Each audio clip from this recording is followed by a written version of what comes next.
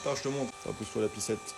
Là, mon vieux, je suis en train de cuisiner des brides que j'ai coupées dans de la 20 mm au plasma. Et toi, j'ai rectifié les portées qui étaient importantes autour. J'ai coupé ça avec mon petit plasma EasyFac dans la 20, crac crac. Et là, j'en fais deux en diamètre 145 et j'en ai deux autres grosses à faire.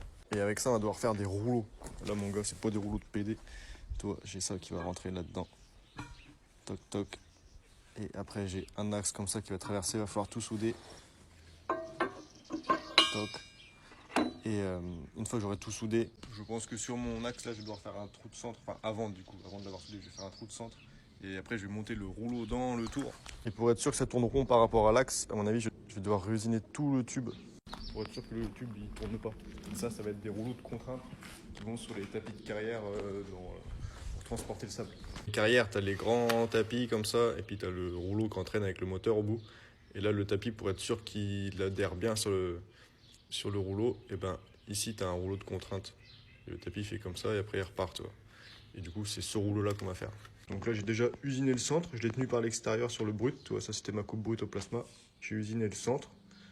Après, là maintenant, je tiens par l'intérieur où j'ai usiné le centre. Et maintenant, je fais ma coupe propre sur l'extérieur. Donc là, ça faisait une musique un peu techno parce que du coup, pour l'instant, c'est pas encore très rond. Donc tu vois, ça touche pas sur toute cette partie.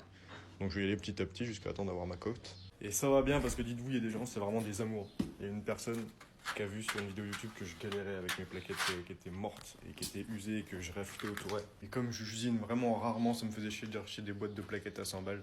Mais du coup, j'ai des plaquettes toutes neuves pour mon porte-outil là, pour ce porte-outil là pour alaiser, pour celui-là. Et il m'a filé tout ça. Comme quoi, il y a encore un peu de volonté dans ce monde. Merci beaucoup. Et tchuss.